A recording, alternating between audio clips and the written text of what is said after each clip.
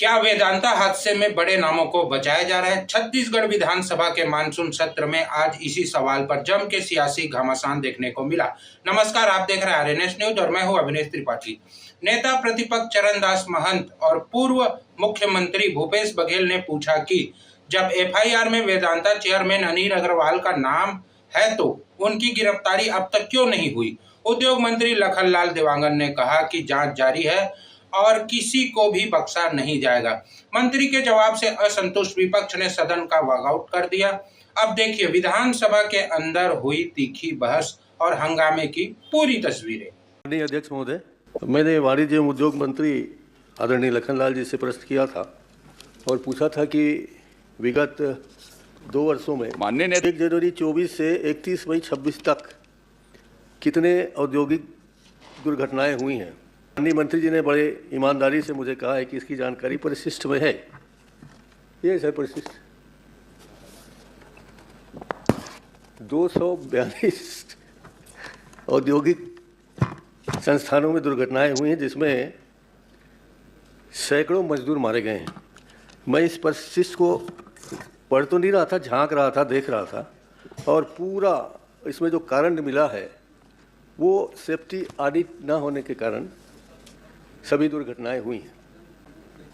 मंत्री जी, तो safety audit के बारे में आप बताएंगे कि कितने सेफ्टी ऑडिट ना होने के कारण कितने औद्योगिक घरानों को आपने कुछ नोटिस दिया होगा या कुछ जांच की होगी, सस्पेंड किया होगा, कितने ऑडिट आपने कराए हैं, और सेफ्टी ऑडिट के प्रावधान आज की तारीख में क्या है?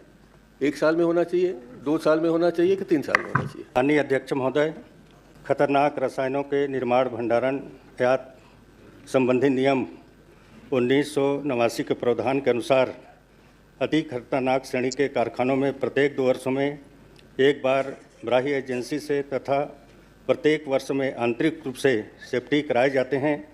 वर्ष 2024 31 मई 26 तक 76 कारखानों में सेफ्टी ऑडिट हुआ है। प्रदेश के 32 अति कारखानों श्रेणी कारखाने स्थित हैं। इसमें 5 कारखाना में दुर्घटना घटित हुई है। इन सभी 5 कारखानों में सेफ्टी ऑडिट हुए हैं। साथ ही हमारे अति खतरनाक श्रेणी के कारखानों में सेफ्टी ऑडिट नहीं होने पर कारखाना अधिनियम 1948 की धारा 92 के तहत कार्रवाई किए जाने का प्रावधान भी है। इस तरह से सेफ्टी ऑडिट माननीय अध्यक्ष महोदय जी कराया गया है।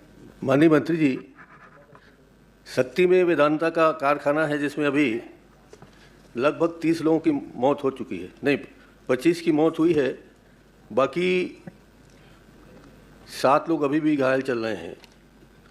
इसमें जिन जिन लोगों को दोषी पाया गया उनकी संख्या आपने 2 बताया है, और मेरी जानकारी में आप सत्य कथन नहीं कर रहे हैं। अगर कहें तो मैं कुछ बताऊं कि आप सुधार कर रहे हैं क्वेश्चन। माननीय अध्यक्ष महोदय, Vedanta limited Chhattisgarh thermal power Singhi Tarai में अभियोगी अरुण मिश्रा, कारखाना प्रबंधक देवेंद्र पटेल,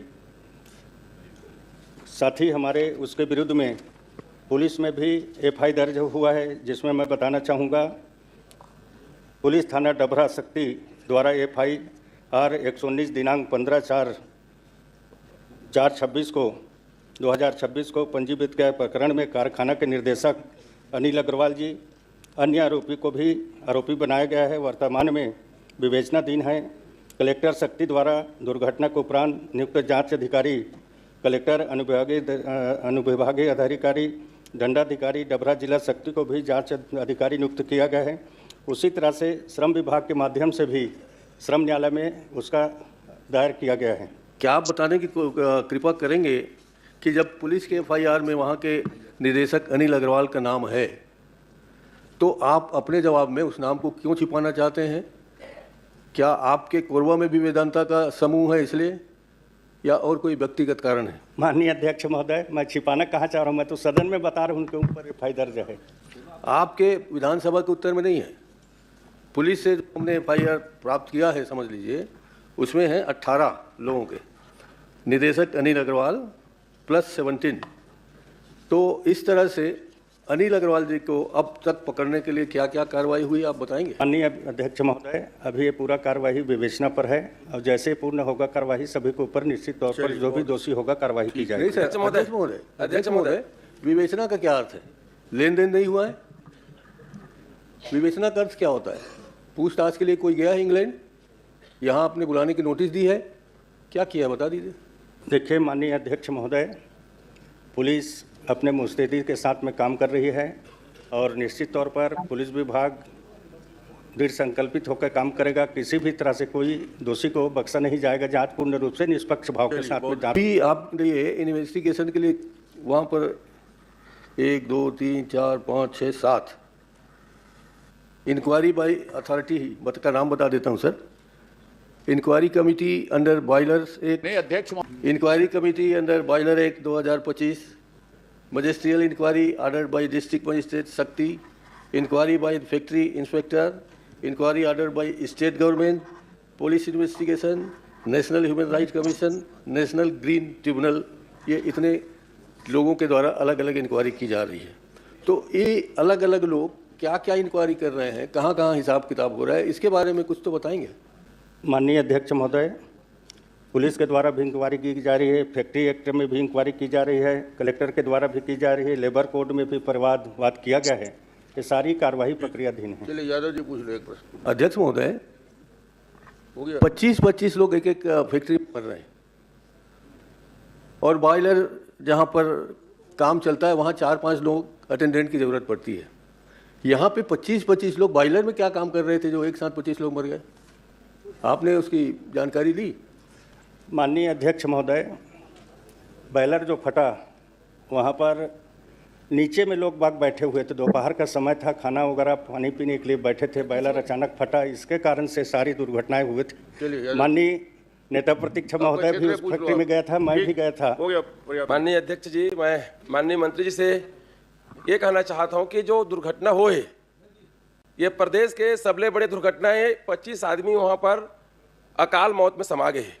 माननीय अध्यक्ष जी, वहाँ जो मजदूर जो काम करते रहे से जैसे दुर्घटना हुई, आज ये सरकार भी घोषणा करे है 5 लाख रुपए देवो के, और दिल्ली के सरकार भी घोषणा करे 2 लाख रुपए देवो के, न वो आज तक मिलिस। वो काम देवो कह रही, न मतलब नौकरी देवो, वो नहीं मिल पाई। अध्यक्ष महोदय जी, जहाँ प्लांट लगते हम क्षेत्र के हम देखथन, सारा जमीन होकर चले जाते। वेदांता पावर प्लांट अत्ता का निर्दयी है कि ओमन के जो पेमेंट बचे हैं पहले के, ओला भी आज तक नहीं दे हैं। ओला मैं विधानसभा में ध्यान आकर्षण भी लगाए हैं, मैं माननीय अध्यक्ष भी से निवेदन कर रहे हैं, ले भी ली। तो आपसे प्रार्थना है, गरीब आदमी कहते पुलिस वही दे चल देते। ये धरती में भारत में कानून टूट है का? उद्योगपति आज तक खोजा नहीं, और कोई गरीब प्ले करी तो वो जब पीट के जोर के ना थे तुम्हारी पुलिस है, इसने कोई पुलिस होते का? आपसे निवेदन है, छोटे बड़े के एक होना चाहिए, और वो कड़को जब उद्योगपति रहे वो जेल में दिखना चाहिए, तब हम मानवो। हम आपसे पूछना चाहते हैं, कब जेल में जाए सलाखों के पीछे बड़े आदमी में? माननीय यादव जी ने कहा कि उनको सहायता राशि, तो मैं बताना चाहूँगा माननीय अध्यक्ष महोदय, कंपनी द्वारा आश्रितों को 35-35 लाख रुपया का मुआवजा दे दिया गया है। साथ ही साथ हमारे माननीय प्रधानमंत्री जी की घोषणा अनुसार 2-2 लाख रुपया उनके मुआवजा दिया गया है, और 50-50 हज़ार घायलों को कंपनी के द्वारा, घायलों को 15-15 लाख रुपया, और माननीय मुख्यमंत्री जी के घोषणा अनुसार 5-5 लाख रुपया देने की बात हुई है। ये सारी कुछ राशि मिल गए हैं, मुख्यमंत्री घोषणा भी राशि। तो किसी को नहीं मिला है अध्यक्ष महोदय, ऐसी झूठ थोड़ी बोले। मंत्री महोदय जी, आप चेक करा लो, नहीं मिला है पैसा, पैसा नहीं मिला है अभी तक। मैं कलेक्टर से बात हुआ है, मेरा गांव के एक जन मृत है, उससे बात हुआ है, नहीं मिला है पैसा। आपसे निवेदन है, वेदांता के जो पेमेंट बचे, पुराना पेमेंट तो आप करा, मैं आपसे निवेदन करना चाहता हूं। पेमेंट कहीं रुका होगा तो तुरंत पुराना पेमेंट बचा है उसको भी कराना है। विषय माननीय नेता प्रतिपक्ष ने उठाया, और चूंकि राम कुमार यादव जी के क्षेत्र का मामला है, और जब FIR हुआ था अध्यक्ष महोदय अनिल अग्रवाल पर, तो हम लोगों ने सोचा कि बहुत गंभीरता से सरकार ले रही है।